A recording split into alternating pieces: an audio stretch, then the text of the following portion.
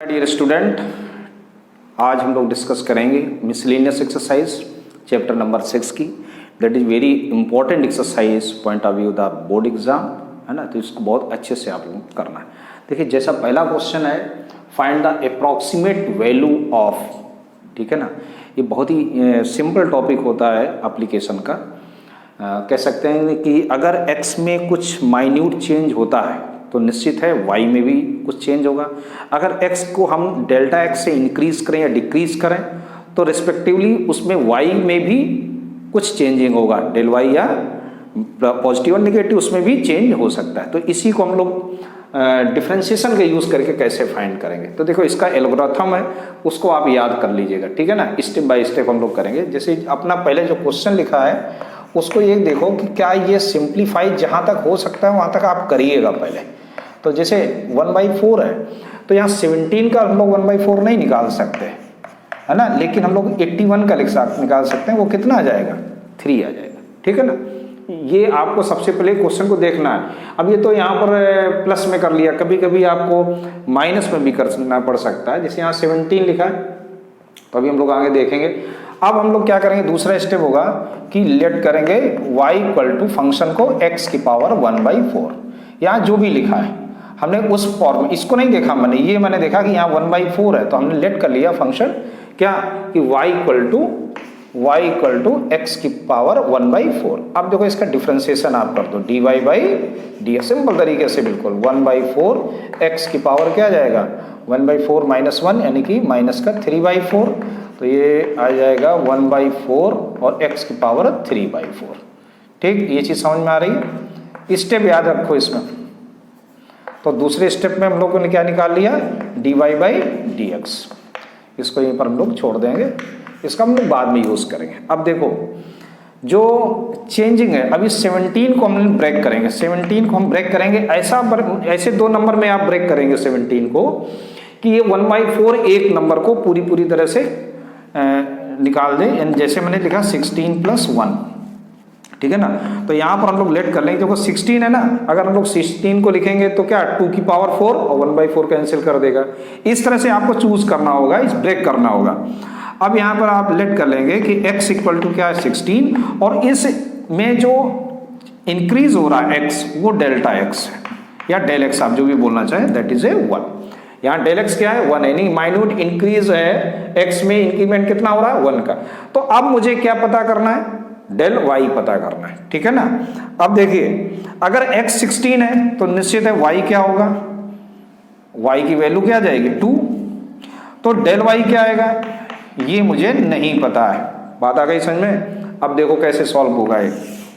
देखो जो del y upon del x होता है ना वो अप्रोक्सीमेटली dy/dx के इक्वल ही होता है। ये हम लोगों ने कई बार पढ़ा है, टेंजेंट एंड नॉर्मल, और कई बार हम लोगों ने dy/dx फाइंड आउट किया, डेरिवेशन किया, याद होगा आपको। तो ये अप्रोक्सीमेटली इक्वल ही होते हैं। तो हम लोग यहाँ से डेल y अगर निकालें तो इस तरह से निकाल सकते हैं, dy/dx इंटू डेल x, ठीक है। अब देखो dy/dx की वैल्यू क्या है 1 अपॉन, इसको रखते हैं 1/4 x की पावर 3/4 इंटू डेल x, और डेल x क्या था अपना 1। ये चीज समझ में आ रही। तो डेल y इक्वल टू, और इसकी वैल्यू देखो x की पावर 3/4। अब यहाँ देखो x हमने क्या लेट कर रखा है 16, तो यहाँ क्या आएगा 4 और 16 का मतलब हो गया 2 की पावर 4 इंटू 3/4। तो ये देखो 4 से 4 कैंसिल हो गया, तो कितना बचा 1/2, 2 जा 4 2 जा 8 और 8 4 जा 32। ये समझ में, ये आ गया आपका डेल y। अंडरस्टूड। अब इसको आप डेसिमल में और कन्वर्ट कर दो भाई, 32 का डिवाइड कर दो तो 0.0, फिर एक 0 बढ़ाइएगा, और ये 3 3 जा 9, 3 2 जा 6, 3 3 जा 9, कितना बच गया यहाँ पर 4 आ गया, है ना। फिर एक 0 बढ़ा दीजिए 1 आ जाएगा, 32 आ जाएगा, तो 8 आ गया, फिर एक 0 बढ़ा दीजिए तो ये 2 आ जाएगा। तो यानी कि 0.0312 जो डेल y निकला ना वो कितना गया देखो 0.0312। स्टेप याद रखो क्या किया देखो, है ना। अब कह रहा है कि इसकी वैल्यू क्या होगी, तो इसकी वैल्यू क्या है y प्लस डेल y, यही तो होगी ना भाई। अगर पूरी वैल्यू क्या दी कि x प्लस डेल एक्स, तो उधर क्या होगा y plus del Y.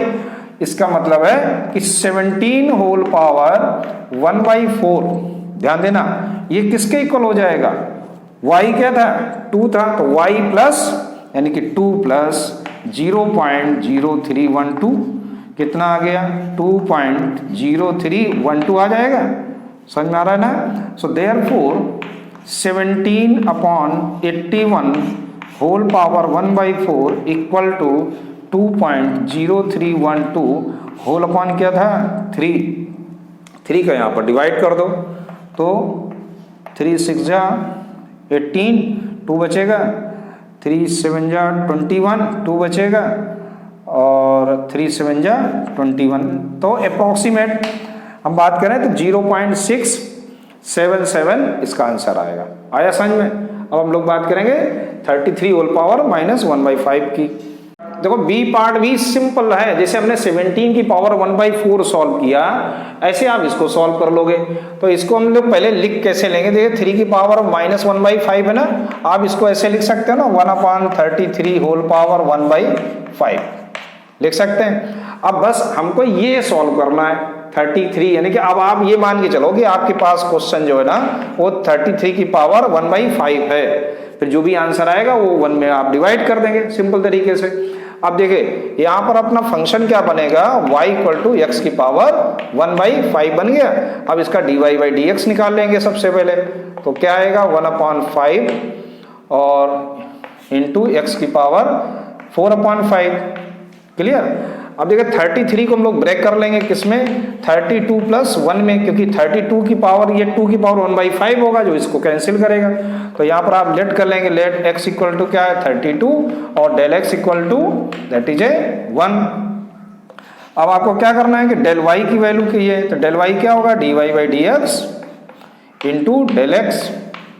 Simple step याद रखो बस। तो dy/dx क्या है 1/5 इंटू x की वैल्यू लिखेंगे क्या हम लोग 2 की power 5 into 4/5 into del x that is 1, तो 5 से 5 कैंसिल ही हो गया। तो क्या बचा 1/5 इंटू 16, ये कितना होगा 1/80, ठीक है ना। और इसका 80 का इसमें डिवाइड करोगे तो क्या आएगा 0.0125 आएगा। यही आएगा, देख लो डिवाइड करके आप देख लो, चेक कर लो भाई 8 का डिवाइड करके 1 में 0.08 1 जा 8, हाँ ठीक है 8 1 जा 8, 2 आ गया 0, 8 2 जा 16 और 4 आ जाएगा 8 5 जा 40 और एक 0 ये बचा, इसलिए डेसिमल यहाँ लग गया। ठीक, तो ये आपको डिवाइड करना भी मैंने देखो सिखा दिया ना, एक बार और आप छोटी वाली क्लास में आकर सीख जाएंगे। सीख गए, देखो डेल वाई आ गई आपकी वैल्यू, ठीक है। अब देखो क्या है, जब डेल वाई मालूम हो गया तो आप दिखा सकते हो कि कितना चेंजिंग हुआ है ना, कितना चेंज हुआ। वाई क्या था अपना, देखो x की वैल्यू 32 थी, यानी x की पावर क्या आ जाएगा यहाँ पर देखो y क्या आ जाएगा 32 की होल पावर 1/5 और ये कितना हो जाएगा 2। ठीक, अब वैल्यू अगर हम बात करें कि 33 होल पावर 1/5 क्या आएगा, तो 2 प्लस और डेल वाई कितना है 0.0125, तो बेटा कितना आ गया है 2.0125 आ गया। किसकी वैल्यू 33 होल पावर 1/5 की वैल्यू मालूम हो गई, लेकिन हमको वैल्यू किसकी चाहिए थी 33 होल पावर माइनस 1/5 की। इसका मतलब 1/2.0125। अब इसका डिवाइड आप लोग कर लेंगे अपने आप, ये नियर अबाउट 0.497 के नियर अबाउट आएगा। डिवाइड करके आप देख लेना, लगभग यही आएगा इसका आंसर, ठीक है ना। तो ऐसे आपका बी पार्ट भी हो गया। ठीक, समझ में आया। सो कम टू नेक्स्ट क्वेश्चन 2। देखिए क्वेश्चन नंबर 2 में कह रहा है f(x = log x upon x has maximum at x = e। आपको ये प्रूव करना है इसमें, है ना। सो that is very simple question, बहुत ही सिंपल सा है कि देखिए f'(x) इसका अगर आप लोग निकालो तो क्या आएगा ये x² x into log x का 1/x माइनस x इंटू और सॉरी लॉग x और x का क्या हो गया 1, तो x यहाँ से तो कैंसिल हो गया, तो केवल कितना बचा 1 minus log x upon x²। ये क्या आ गया f' x आ गया ना। और अब हम लोग इसका डबल डिफ्रेंशिएट कर देंगे तो क्या आएगा, x की पावर 4 एक्स स्क्वायर इंटू ये तो हो गया 0, ये हो गया 1/x minus 1 minus log x और एक्स स्क्वायर का 2x हो गया। तो इसको सॉल्व करेंगे तो ये 0 यानी कि माइनस का x बचेगा इधर और माइनस का 2x प्लस का 2x log x whole upon x की पावर 4। तो ये कितना आ गया, माइनस का 3x plus 2x log x upon x की पावर 4। और भी सिंप्लीफाई करो तो x कॉमन ले लो तो -3 प्लस 2 log x और अपॉन x की पावर 4, तो ये कैंसिल हो जाएगा, x क्यूब बचेगा। यहाँ तक आ गया समझ में। तो f डबल डैश x ये आ गया। अब देखो फॉर मैक्सिमा और मिनिमा, फॉर मैक्सिमम और मिनिमम, वही पुरानी लैंग्वेज अपनी, minimum f dash x must be 0। अगर हम लोग इसको 0 करेंगे तो 1 minus log x upon x square that is a 0 और 1 minus log x equal to 0 और log x इक्वल टू 1 और log x इक्वल टू 1 का मतलब log e। यहाँ से x की वैल्यू क्या आ गई, e आ गई ना। अब at x equal to e पे, at x equal to e पर हम लोग चेक करेंगे f डबल डैश x क्या बनेगा। तो देखो यहाँ तो है -3 प्लस 2 log e और अपॉन e क्यूब, समझ में आ रहा है ना। चलिए तो यहाँ से आप एक चेक कर लो, इसकी वैल्यू तो 1 हो गई और 1 हो गई तो 2 माइनस 3 क्या आ गया, -1 अपॉन e क्यूब और that is A less than 0, क्योंकि ये तो हमेशा क्या रहता है, पॉजिटिव रहता है, e क्यूब तो हमेशा पॉजिटिव वैल्यू में रहेगा। तो ये पूरी वैल्यू क्या हो जाएगी, less than 0। So therefore fx is maximum at x equal to e, hence proved. यही प्रूव करना था आपको, ठीक, समझ में आ गया। So come to next question, question number 3। देखो क्वेश्चन नंबर 3 में कह रहा है the two equal side of the isosceles triangle. तो पहले तो एक ट्रायंगल बना लो कि वन आइसोसेलेस ट्रायंगल और ये इसकी दोनों दो इक्वल साइड होती है ना आइसोसेलेस में, ये इसके इक्वल है, A B equal to A C. Fixed base यानी कि बेस आपको गिवन है, फिक्स्ड है, बेस क्या है इसका बी। तो लेट कर लेते हैं, इसकी साइड क्या है x, understood. Now are decreasing यानी साइड को क्या कर रहा है, side decreasing at the rate कितना कि dx by d t is given 3 centimetre पर सेकेंड। बात आ रही समझ में, कह रहा था two side of equal side, if two equal side of the isosceles triangle with fixed base b are decreasing at the rate of 3 centimeter per second, how fast the area decreasing when the two equal side decreasing। देखो decrease हो रहा है तो हम इसको ये कह सकते हैं कि ये नेगेटिव में है, ठीक है ना, डिक्रीज हो रहा है, माइनस में चलेगा। तो इसका एरिया का रेट क्या होगा डिक्रीज होने का, यानी कि हमसे पूछ रहा है D A upon D T क्या होगा। पहली चीज कब, जब x किसके इक्वल हो जाए, b के। पूरे क्वेश्चन की समरी ये हुई कि एक आइसोसेलेस ट्रायंगल है जिसकी इक्वल साइड डिक्रीज हो रही है, किस रेट से, 3 सेंटीमीटर पर सेकंड की स्पीड से। तो इसकी एरिया पर क्या प्रभाव पड़ेगा, कितना डिक्रीज होगा अगर x इक्वल टू क्या हो जाए, b हो जाए। ठीक, अब देखो शुरू करते हैं। एरिया निकालने के लिए हमको क्या चाहिए, बेस और हाइट। बेस है मेरे पास और हाइट की जरूरत पड़ेगी, आ गया समझ में। अब देखो बेस आइसोसेलेस ट्रायंगल का जो ये एल्टीट्यूड हाइट जो होती है ना, वो बेस को हाफ कर देती है, आपने छोटी क्लास में पढ़ा था, और 90 डिग्री पर करती है परपेंडिकुलर बाइसेक्टर। तो यहाँ पाइथागोरस थ्योरम लगा के हम लोग h निकालेंगे तो क्या आएगा, x square equal to h square plus b upon 2 का होल स्क्वायर। समझ में आ रहा ना, b अपॉन 2, ये b है ना पूरा, इसका हाफ कितना हो जाएगा, b अपॉन 2 हो जाएगा। तो h स्क्वायर क्या आ जाएगा, x square minus b square upon 4, और इसको सॉल्व कर लो तो 4x square minus 4b square upon, sorry b square only upon 4, then h equal to क्या आ गया, under root 4x square minus b square और अपॉन 2। तो ये इसकी हाइट आ गई। अब हाइट मालूम हो गई तो हम लोग एरिया निकाल लेंगे। एरिया क्या होगी 1/2 into base into height, base तो b है और हाइट हमको मालूम हो गई √4x² माइनस b² और होल अपॉन में क्या है 2। चलिए अब इसका हम लोग डिफरेंशिएशन करेंगे। तो dA/dt इक्वल टू 1/4 b तो अलग रख दो या b/4। देखो b गिवन था इसलिए कांस्टेंट में चला जाएगा और 2 2 जा क्या हो गया 4, इसको हमने अलग किया। अब इसका डिफरेंशिएशन करेंगे तो √x का क्या होता है, √x का 1/2 √x होता है 4x² माइनस b²। लेकिन ये x तो है नहीं तो इसके अंदर जो भी है उसका डिफरेंशिएशन हो जाएगा। तो x² का डिफरेंशिएशन करेंगे तो यहाँ आ जाएगा 8x, क्योंकि 4x² का डिफरेंशिएशन कितना हो जाएगा 4 2 जा 8x, हो ये तो हो गया 0। तो देखो 4 2 जा 8, इससे हो गए कैंसिल।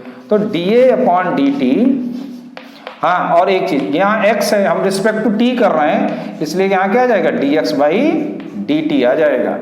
ये चीज कंफर्म हो गई। चलिए ठीक। अब देखो dA/dt की वैल्यू क्या आएगी, x और ये है bx और whole upon √4x² minus b² और dx/dt की अभी वैल्यू हम लोग यहाँ क्या रख देंगे 3 रख देंगे, क्योंकि डिक्रीज हो रहा है या -3 आप रखें -3 रख लेंगे, ठीक है। अब देखेंगे हम लोग क्या आएगा इसका कंक्लूजन। तो dA/dt आ जाएगा -3bx upon √4x² minus b²। Understood. चलिए अब इसका डबल डिफरेंशिएशन करेंगे तो देखो क्या आएगा d2a/dt² इक्वल टू, क्योंकि क्वेश्चन हमारा कह रहा था कि इस पे क्या फर्क, यानी dA/dt निकालना। सॉरी हम लोगों को क्वेश्चन में कुछ ये है, सीधा सीधा उसने बोला कि कितना उसका डिक्रीज होगा, है ना, एट x = b। तो मुझे आगे कुछ करना नहीं, क्वेश्चन ने तो यही केवल पूछा था आपसे कि how fast the area decrease when 2 equals, area कितनी डिक्रीज होगी, तो कुछ पूछे ही नहीं, सीधे सीधे अब क्या एट x = क्या b रख देंगे हम लोग। तो dA/dt एट x = b पे देखो वैल्यू क्या आएगी, मैं तो और आगे लेके जा रहा था क्वेश्चन। तो 3b इंटू x की जगह b आप लिखेंगे और √4 और x की जगह ये क्या b² माइनस b², तो कितना जाएगा -3b² अपॉन और √3b², तो कितना आ जाएगा ये, इसको सॉल्व कर लो तो -3b² अपॉन b√3। तो यहाँ से एक b और कैंसिल हो गया, √3 से √3 ऊपर नीचे √3 से मल्टीप्लाई कर दो तो ये इसको कैंसिल कर देगा।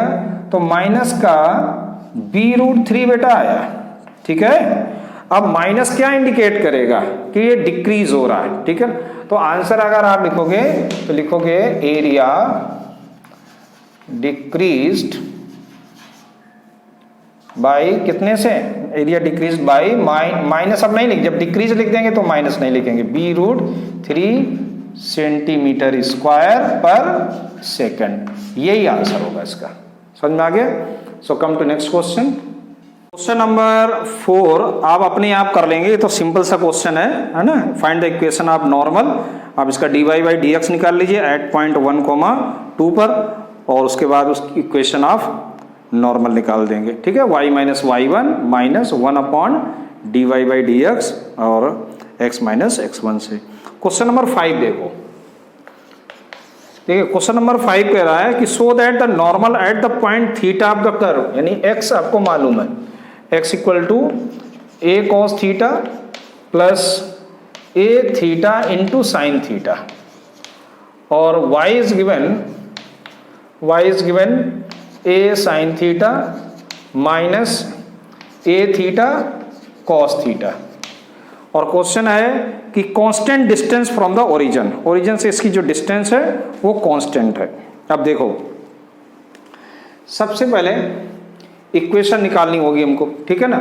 तो dy/dx पहले, तो यहाँ पर देखो dy/dx के लिए यहाँ तो दो आपको अलग अलग ये फंक्शन दिए गए हैं, एक तो x है थीटा में और y है साइन थीटा में। तो dx/d थीटा पहले निकालो, dx/d theta equal to minus का a साइन थीटा, और ये कितना आ जाएगा ए और theta into cos theta plus sine theta. तो ये कितना आ गया, माइनस का a sine theta minus a theta cos theta और माइनस का a sine theta. So therefore minus का 2a sine theta minus a theta cos theta. तो ये तो आ गया dx बाई डी थीटा। और सिमिलरली हम लोग dy बाई डी थीटा भी निकालेंगे ऐसे ही, a cos theta minus a theta into minus sign theta और प्लस कॉस थीटा। तो ये कितना आ गया, a कॉस थीटा और ब्रैकेट ओपन करेंगे तो माइनस है, ये भी माइनस है, तो ये हो जाएगा plus a theta sine theta minus a cos theta minus a cos theta. तो यहाँ पर ये देखो ये दोनों कैंसिल आउट हो गए, तो ये आ गया a theta into sine theta. यहाँ देखो कैंसिल नहीं हुआ है, ध्यान रखना, कॉस का माइनस होता है ना, और यहाँ पर हमने प्लस का, और ये माइनस कहाँ से आया भाई, सॉरी हाँ ये गड़बड़ हो रहा है। तो देखो माइनस नहीं बेटा ये प्लस है, अभी गलत हो जाता पूरा क्वेश्चन, ये प्लस है यहाँ पर, तो ये प्लस का आएगा, प्लस का आएगा, तो ये दोनों कैंसिल आउट हो जाएंगे। तो ये कितना जाएगा, ये a कॉस थीटा आएगा। तो dy बाई डी एक्स क्या आएगा, dy by d x dy by d theta into d theta by d x. So therefore a theta sine theta upon a theta cos theta. तो ऐसे हमको slope मालूम हो गया कि dy by d x equal to tan theta आ गया। ये यहाँ तक हमको मिल गया इसका स्लोप। अब देखो आगे क्या कह रहा है, आगे क्वेश्चन कह रहा है कि so that the normal at any point, so that the normal. तो सबसे पहले अब मुझे क्या करना होगा, नॉर्मल की इक्वेशन पहले फाइंड आउट करना होगा। सबसे पहले नॉर्मल की इक्वेशन, और पॉइंट आपके कौन से रहेंगे, ये ठीक, ये आपके दो पॉइंट हो गए। तो नॉर्मल की इक्वेशन y माइनस y1, तो y1 की जगह हम लोग क्या, a sine theta minus a theta cos theta equal to, normal के लिए अब स्लोप क्या हो जाएगा, -1 अपॉन, तो ये 10 है ना, तो ये क्या बन जाएगा, minus cos theta upon sine theta हो जाएगा। मैं डायरेक्ट लिख रहा हूं, समझ जाएंगे आप। और x माइनस x1 यानी कि a कॉस थीटा, और ये प्लस है तो ये माइनस हम लिख दे रहे हैं direct, a theta sine theta. ठीक, अब इसको सॉल्व कर लो, cross multiplication, y sine theta minus a sine square theta plus a theta cos theta sine theta equal to minus x cos theta plus a cos square theta plus a theta sine theta and cos theta. अब देखो a theta cos theta sine theta और ये दोनों हो गए cancel out, तो क्या बच रहा है, y sine theta plus x cos theta equal to a cos square theta plus a sine square theta. Understood, और दैट वैल्यू इज ए, यहाँ अगर हम लोग a कॉमन ले लेंगे तो ये कितना हो जाएगा, 1। So y sine theta plus x cos theta equal to क्या गया, a। अब देखो ये आ गई नॉर्मल की इक्वेशन। अब कह रहा था कि डिस्टेंस फ्रॉम द ओरिजिन, यही है ना, constant distance from the origin. तो किसी भी इक्वेशन की अगर हमको डिस्टेंस निकालनी हो तो हम लोग क्या करते हैं, डिस्टेंस क्या आएगा, वैल्यू रख देंगे ओरिजिन से, तो x इंटू 0। अब इसको भी इस तरह से हम लोग लिख सकते हैं, माइनस इक्वल टू 0, और डिस्टेंस किस में रहेगी, हमेशा मॉड में, तो x into 0 y into 0 minus a upon under root a square plus b square, यानी कि sine square theta plus cos square theta और मॉडुलस। तो ये तो हो गया 0, ये हो गया 1, तो d की वैल्यू क्या आ गई, a, और दैट इज ए कांस्टेंट। यही प्रूव करना था। आगे समझ में, ठीक। कम टू नेक्स्ट क्वेश्चन। 6 देखो क्वेश्चन नंबर 6 में है तो सिंपल क्वेश्चन है ना। आप लोग हम लोग आगे भी एक्सरसाइज में इंक्रीजिंग डिक्रीजिंग में इस तरह क्वेश्चन किए भी हैं, लेकिन मिसलेनियस तो इम्पॉर्टेंट है, हर क्वेश्चन इसका वीआईपी है। तो f x equal to 4 sine x minus 2x minus x cos x upon 2 plus cos x, और इंटरवल फाइंड आउट करना है इंक्रीजिंग और डिक्रीजिंग है। देखो सबसे पहले तो यहाँ पर इसको हम लोग थोड़ा सॉल्व और कर लेंगे आगे कि f x equal to 4 sine x और इसमें से x कॉमन ले लें तो आएगा 2 प्लस कॉस एक्स, ठीक। और इसको अलग अलग कर लेते हैं, 2 प्लस कॉस एक्स इसे भी दे देंगे और 2 प्लस कॉस एक्स इसको भी दे देंगे, तो थोड़ा सिंपल हो जाएगा क्वेश्चन, ये दोनों कैंसिल आउट हो गए। तो एफ एक्स क्या आ गया 4 sine x upon 2 plus cos x minus का एक्स, ठीक। अब इसका डिफ्रेंसिएशन,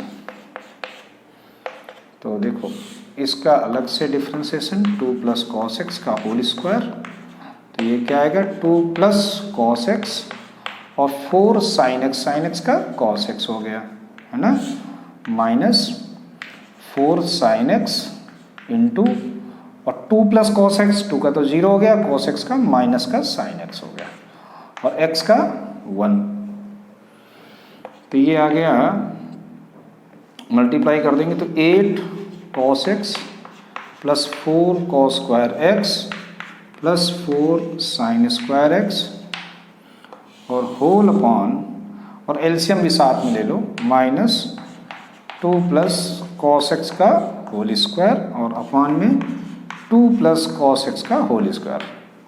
तो देखो ये दोनों तो हो गए 4 कॉस स्क्वायर एक्स और 4 को ये तो हो गया कॉस स्क्वायर साइन स्क्वायर 1, यानी 4 आ गया बाहर, तो क्या बचा 8 cos x plus 4 plus sorry minus bracket open करो तो 4 minus cos square x minus 2 cos x, ठीक है, ये चीज़ समझ में आ रही है, अपॉन 2 प्लस कॉस एक्स का होल स्क्वायर। तो देखा ये 4 से 4 कैंसिल आउट हो गए। अब देखो 8 कॉस एक्स, ये 2 नहीं है यहाँ पर 4 है, तो ये 8 कॉस एक्स और माइनस का 4 कॉस एक्स कितना हो जाएगा 4 कॉस एक्स और माइनस का कॉस स्क्वायर एक्स, समझ में आ रहा है ना, और होल अपॉन में 2 प्लस कॉस एक्स का होल स्क्वायर।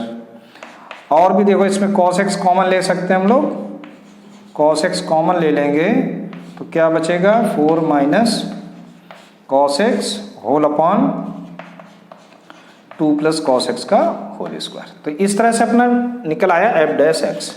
अब देखो यहाँ पे ये में देखना है कि F dash x increasing decreasing के लिए मुझे चेक करना होगा कि किस पर ये साइन एफ डैश एक्स का लेस देन 0 होता है और कहाँ पर ये निगेटिव होता है, वो क्रिटिकल पॉइंट कौन कौन से आ रहे हैं। तो देखो यहाँ पे अगर हम एक चीज़ देखें कि 4 minus cos x, so since 4 minus cos x always greater than 0, ये हमेशा 0 से क्या रहेगा बड़ा रहेगा, क्योंकि cos x की वैल्यू तो -1 और 1 के बीच में ही चलती है, और ये स्क्वायर है, and 2 plus cos x always square is greater than 0, ये भी हमेशा 0 से बड़े रहेगा, तो इनसे तो कोई लेना देना नहीं। अब डिपेंड किसके ऊपर करता है f dash x, cos x पर करता है डिपेंड, है ना। So if cos x less than 0 then f dash x also भी लेस देन 0, केस 1 हो गया ये केस 1 में आ गए। और केस 2 में अगर हम बात करें, केस 2 में कि if cos x is greater than 0 then f dash x also भी ग्रेटर देन 0, ये चीज समझ में आ गई। चलिए अब देखो ध्यान से कि अगर एफ डैश एक्स 0 है और cos x अगर 0 है तो ये ये केस अपना किस में जा रहा है डिक्रीजिंग में, फंक्शन किस में हो जाएगा ये डिक्रीजिंग हो जाएगा, और ये फंक्शन किस में हो जाएगा इंक्रीजिंग हो जाएगा। अब हमें इंटरवल देखना कैसे, तो देखो इधर ध्यान से कि cos किस में निगेटिव होता है। देखो इसमें तो पॉजिटिव है, इसमें भी निगेटिव है, इसमें भी निगेटिव है और इसमें पॉजिटिव है। तो इंक्रीजिंग कहां से कहां तक है, इंक्रीजिंग इंटरवल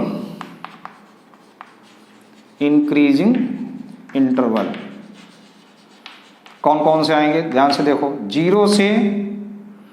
जीरो से कहाँ तक, π/2 तक, जीरो से π/2, और किसमें यूनियन 3π/2 से 2π तक। ये तो आपके इंक्रीजिंग इंटरवल हो गए, बात समझ में आ गई। या आप ये कह सकते हो, एंड भी लगा सकते हो कि एंड भाई ये दो इंटरवल हैं अलग अलग। और डिक्रीजिंग के लिए डिक्रीजिंग इंटरवल कौन से होंगे, तो जहां पे आपका कॉस नेगेटिव आता है, यानी कि π/2 से 3π/2, सॉरी 3π/2, हाँ पूरा, क्योंकि यहां से लेके यहां तक पूरा क्या है इंटरवल, ये नेगेटिव में ही आएगा। तो ऐसे आपके आंसर आएगा ये, और दो इंटरवल आपको मिलेंगे इंक्रीजिंग के, और एक इंटरवल π/2 से 3π/2 तक आपका डिक्रीजिंग का इंटरवल हो गया। Understood all of you? Okay, come to next question. 7 में फंक्शन दिया गया fx equal to x³ plus 1/x³। तो सबसे पहले इसका इंक्रीजिंग डिक्रीजिंग के लिए इंटरवल फाइंड आउट करने के लिए f' निकालेंगे, तो ये कितना आ जाएगा 3x², और ये हो जाएगा -3/x⁴, ठीक है ना, यही आएगा ना, x⁻³ और x⁴ हो जाएगा। तो f' इसको एलसीएम ले लेंगे तो आएगा 3 × x⁻6 -3/x⁴। So for increasing और डिक्रीजिंग, फॉर इंक्रीजिंग है ना, अलग अलग हम लोग निकालेंगे। पहले तो 3 कॉमन ही ले लो आप इसमें, कि x⁻6 -1/x⁴। तो नंबर वन आप हेडिंग डाल देंगे फॉर इंक्रीजिंग के लिए। देखो तो देखो इंक्रीजिंग के लिए फंक्शन क्या हो जाएगा, f' ग्रेटर देन 0 होना चाहिए, यानी कि 3x⁻6 -1/x⁴, that is greater than 0, यानी x⁻6 -1 इज ग्रेटर देन 0। और इसको हम लोग लिख सकते हैं x³ + 1 and x³ -1 that is also भी ग्रेटर देन 0। अब थोड़ा सा यहां से समझना है, ये 0 से बड़ा कब हो सकता है, ये दोनों ही नेगेटिव हो या दोनों ही पॉजिटिव हो।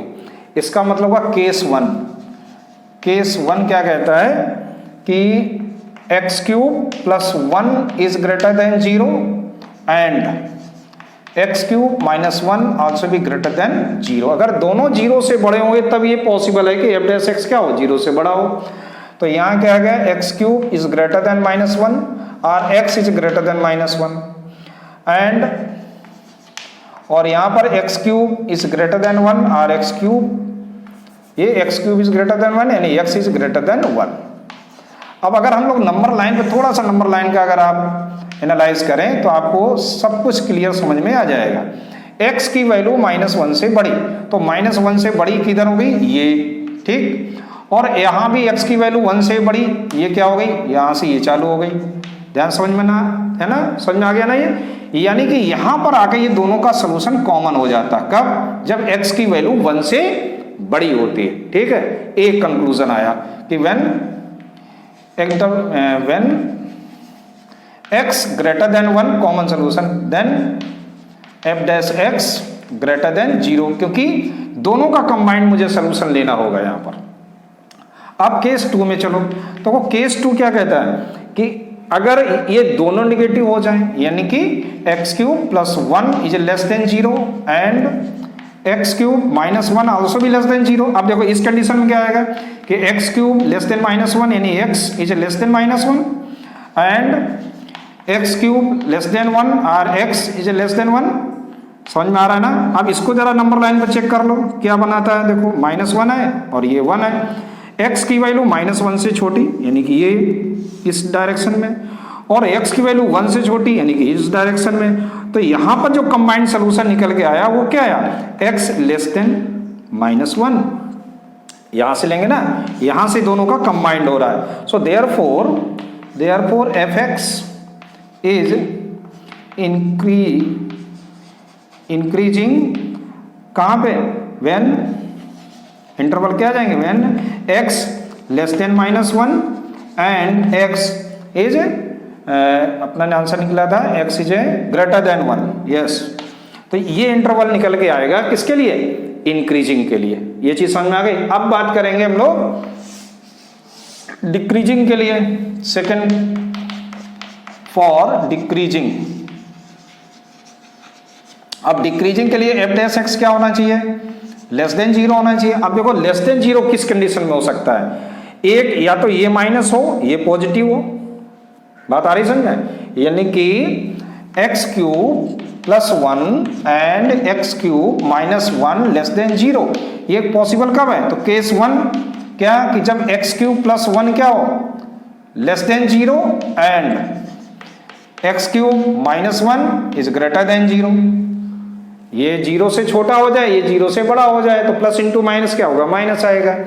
यानी कि x cube less than minus 1 यानी x is less then minus 1 and x cube greater than 1 यानी कि एक्स इज ग्रेटर देन 1। अब जरा इसको नंबर लाइन में बेटा चेक कर लो। ये -1 है और ये 1 है। एक्स की वैल्यू -1 से छोटी यानी इस डायरेक्शन में गया और 1 से बड़ी इस डायरेक्शन में गया, तो कोई कॉम्बिनेशन ही नहीं है। तो ये इंटरवल नॉट पॉसिबल में आ गया, नॉट पॉसिबल। ठीक, ये चीज समझ में आ गई।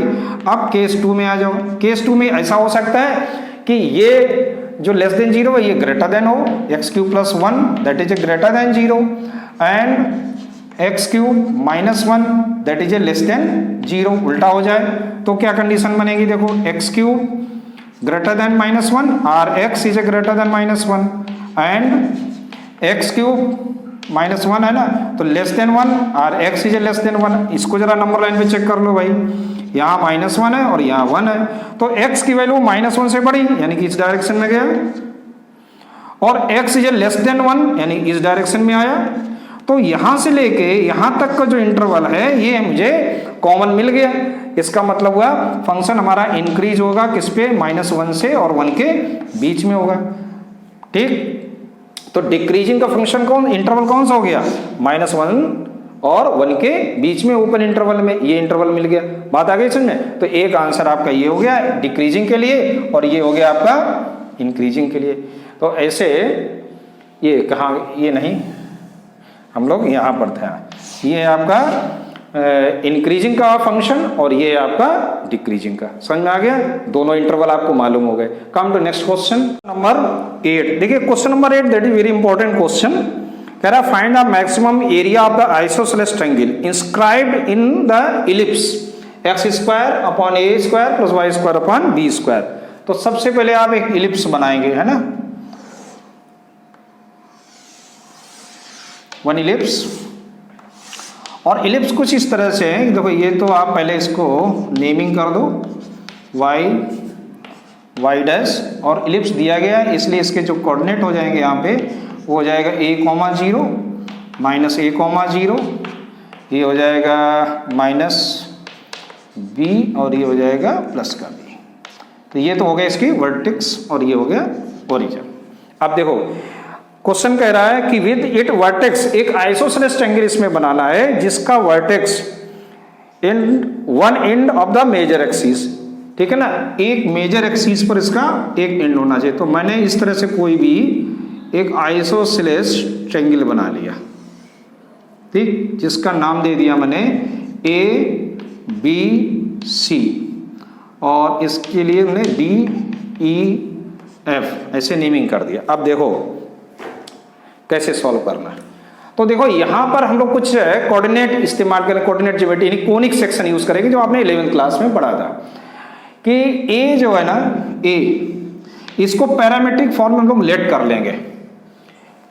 लेट पॉइंट ए के जो कोऑर्डिनेट है हमने लेट किए a cos theta and b sin theta. बात समझ लेना, a cos theta and b sin theta. अब आप ये सोच रहे हैं कि सर ये a cos थीटा और b sin थीटा कहाँ से आ गया? तो भैया मेरे इसके लिए आपको एक कोनिक सेक्शन में जाना होगा जहां पर parametric equation of the ellipse पढ़ना होगा, ठीक है ना। उसका एक्सप्लेनेशन है कि ये कहाँ से आ जाता है, उसका पूरा एक मैंने सेपरेट एक वीडियो भी बनाया है और parametric equation of the ellipse के नाम से है।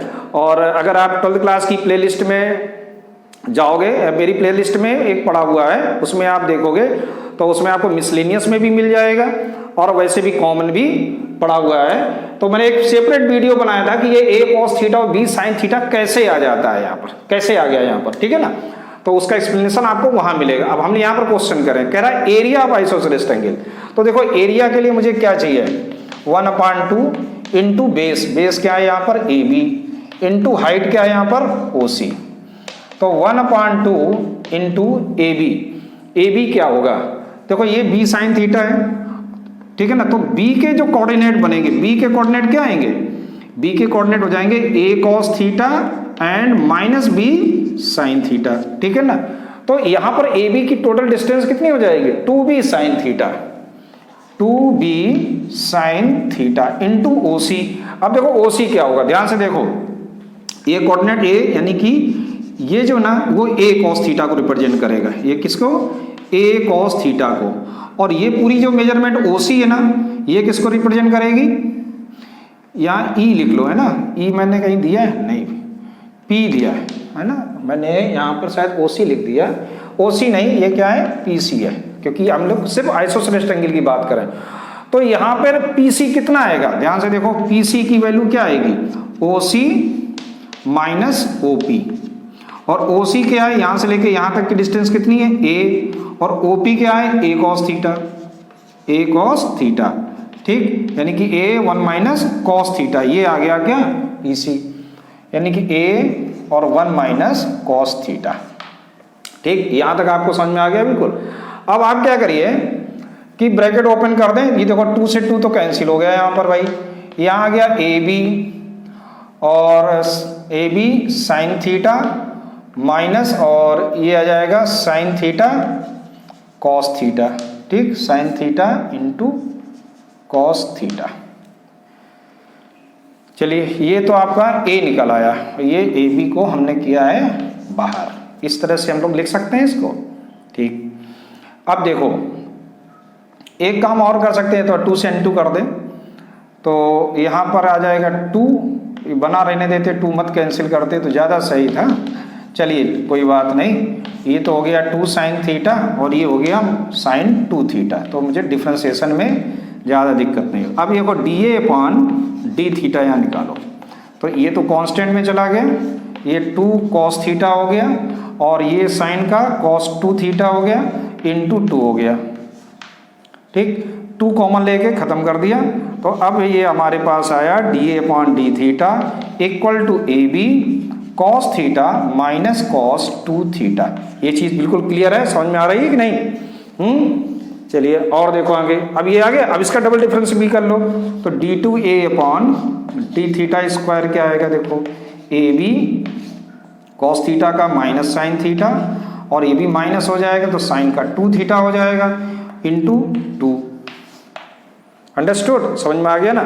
तो ये क्लियर हम लिख देते हैं कि ये आया AB और 2 sin 2 थीटा माइनस का sin थीटा, तो ऐसे ये डबल डिफ्रेंसिएशन आ गया। अब चलते हैं हम लोग चेक करते हैं मैक्सिमम मिनिमा के लिए पॉइंट पता करते हैं, थीटा क्या होगा।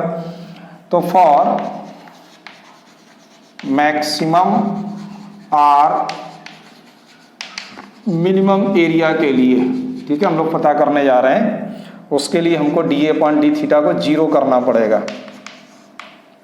तो 0 जब करेंगे तो ये पार्ट 0 हो जाएगा, तो ये आएगा cos theta minus cos 2 theta equal to 0, और cos theta equal to cos 2 theta. अब देखो ध्यान से समझो, अगर यहाँ पर मैं थीटा लूँगा तो ये कुछ वैल्यू नहीं निकलेगी, तो इसको मैं क्या लिखना होगा, cos theta equal to cos 2 pi minus 2 theta, समझ में आ गया ना। So theta equal to 2 pi minus 2 theta, therefore theta equal to 2/3 pi. तो थीटा इक्वल टू 2/3 पाई पे हम लोग चेक करते हैं कि क्या इसका डबल डिफ्रेंसिएशन होगा, d2A/d थीटा स्क्वायर की वैल्यू क्या आएगी, AB। चलिए अब देखिए 2 इंटू साइन 2 थीटा है, 2 इंटू साइन 2 थीटा, यानी कि क्या आ जाएगा, ये sine 4π/3, sine 4π/3 minus sine 2π/3, value निकालो भाई। तो क्या मिलेगा ए बी। अब 2 साइन 4π/3 कहाँ जाएगा, किस क्वाड्रेंट में जाएगा? इसको हम लोग क्या लिख सकते हैं, पाई प्लस π/3। तो ये चला गया अपना थर्ड क्वाड्रेंट में। थर्ड में तो ये नेगेटिव होता है, और π/3 की वैल्यू कितनी होती है? π/3 मीन्स 60, यानी कि √3/2। तो ये आ जाएगा -√3/2। और 2π/3 ये तो सेकंड क्वाड्रेंट में ही रहेगा, तो इसकी भी वैल्यू क्या आ जाएगी, √3/2। ये पॉजिटिव रहेगा, क्योंकि पाई माइनस 2π को क्या लिखेंगे, पाई माइनस π/3 लिखेंगे। तो ये तो सेकंड क्वाड्रेंट में चला गया, और सेकंड में इसकी वैल्यू कितनी हो जाएगी, पॉजिटिव रहेगी, लेकिन बाहर नेगेटिव है, तो ये आ गया। अब इसको सॉल्व कर लीजिएगा, तो ये कितना आ जाएगा, ए बी, और निगेटिव बाहर कर दीजिए साइन, और 3√3/2, so that is less than 0, less than 0 हो गया। So at theta equal to 2/3 pi triangle, area of triangle is maximum, है ना, कितना होगा, मैक्सिमम होगी। अब इसकी एरिया बताओ, ये भी तो पूछेंगे ना, फाइंड द एरिया। तो देखो एरिया हम लोगों ने यहाँ पर आते हैं, ठीक, यहाँ पर हम लोग फिर से वैल्यू रखते हैं, तो एरिया निकलेगी। Area equal to AB/2 2 into sine 2π/3 minus sine 4π/3। और अभी हम लोगों ने वैल्यू निकाली है, 4π/3 की वैल्यू क्या होती है, -√3/2। इसकी क्या होती है, √3/2। तो बेटा वैल्यू रख दो, AB/2 2 इंटू √3/2 माइनस, अब देखो ये माइनस का था, माइनस माइनस यहाँ प्लस का हो जाएगा, और इसकी वैल्यू क्या आ जाएगी, 4π/3 की, इसकी भी वैल्यू √3/2। तो इसको कितना आ जाएगा, 3√3/, तो कितना आ गया ये, AB/4 और 3√3, यानी कि हम इसको और अच्छे से लिखें तो 3√3/4 AB² unit. So that is the answer. इस पॉइंट पे इस ट्रायंगल की एरिया मैक्सिमम कितनी होगी, 3√3 AB/4। समझ आ गया? Okay, come to next question.